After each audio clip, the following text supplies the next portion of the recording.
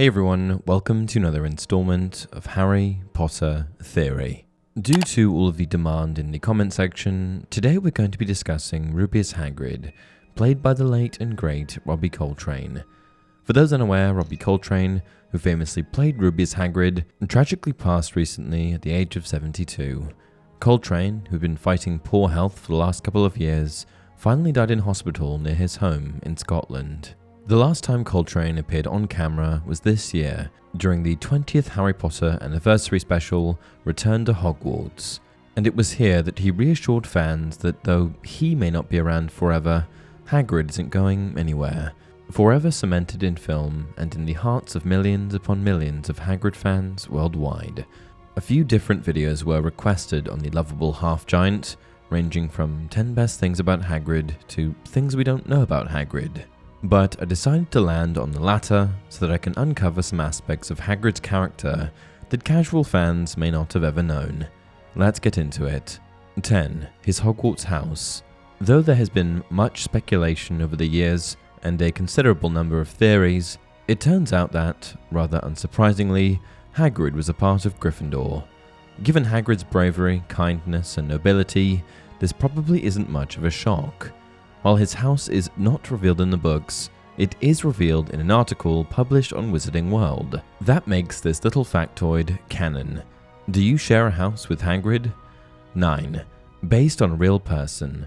The list of Harry Potter characters inspired by real people is lengthy, including Severus Snape, Harry Potter, Ron Weasley, and even Gilderoy Lockhart, to name a few. So it shouldn't come as a surprise to you that, just like these other characters, Hagrid too was based on a real person, a biker to be precise.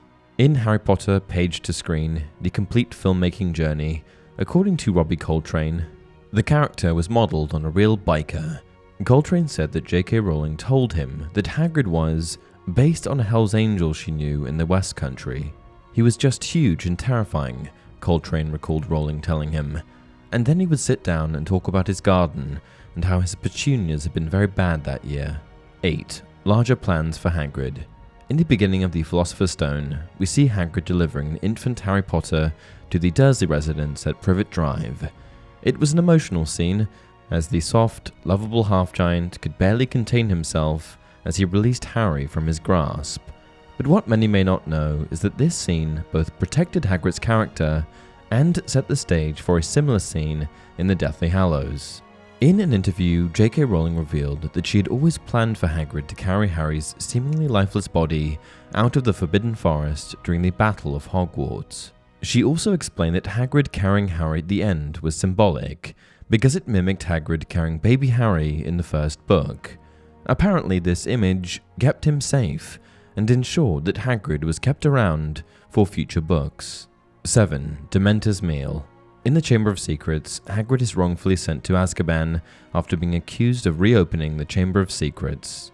Of course, Hagrid was not responsible in the slightest, but that didn't stop him from being Cornelius Fudge's scapegoat.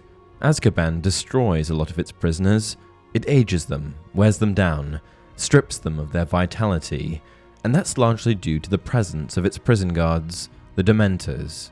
With that said, it's worth noting that Hagrid was able to keep his sanity in check at the prison, despite only being there a brief period. Apparently, after Hagrid was released from Azkaban, the Dementors nearly revolted because they had lost a good food source, someone with strong emotions that they can feed on. 6. Importer.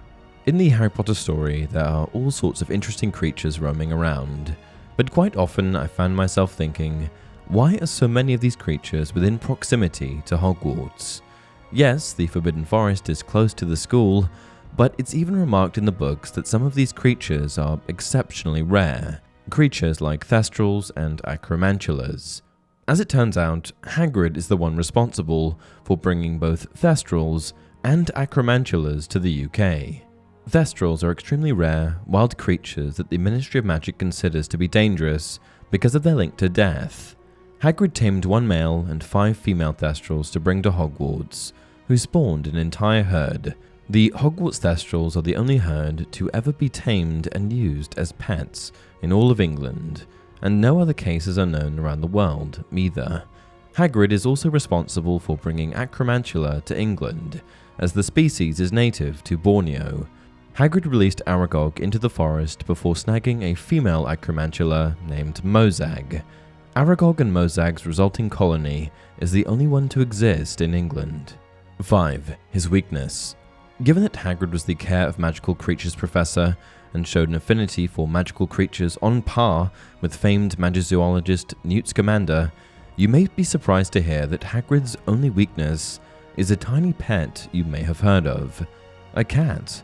In the Philosopher's Stone, Hagrid tells Harry that he don't like cats because they make him sneeze, which is why he chose to buy Harry an owl, Hedwig, for his birthday present.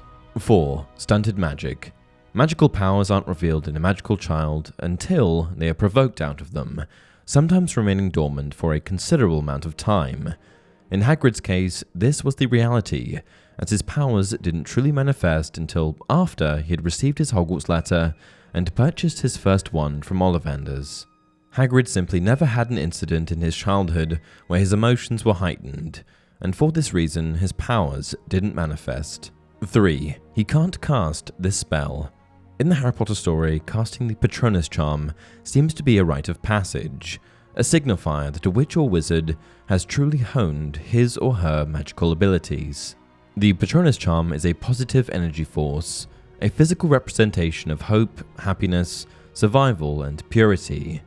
It's the primary defense that a witch or wizard might use against Dementors, as because the Patronus does not feel despair or hopelessness, the Dementors are repelled by its presence. But what may surprise you is that Hagrid can't cast a Patronus. In a Q&A with Harry Potter fans on Twitter, J.K. Rowling was quizzed what Hagrid's Patronus would be. In reply, she wrote, "Hagrid couldn't produce a Patronus. It's a very difficult spell. Provided that the Patronus, in corporeal form, assumes the shape of an animal guardian, it's surprising that Hagrid doesn't have one." 2. Where his name came from.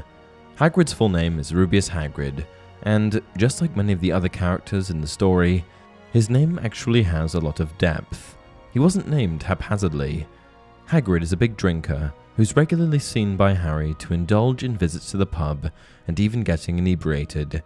His name alludes to his personality trait because Rubeus is related to the word ruddy, which means reddish and is apparent on someone who drinks a lot. 1. His first wand. It seems strange that for as long as we've known Hagrid, he's held an umbrella in place of a wand, and while Hagrid's original wand is inside of this umbrella, it was once a fully functioning magical item in its own right. Hagrid's first wand, pre-umbrella, was a 16-inch oak wand, rather bendy with an unknown core material.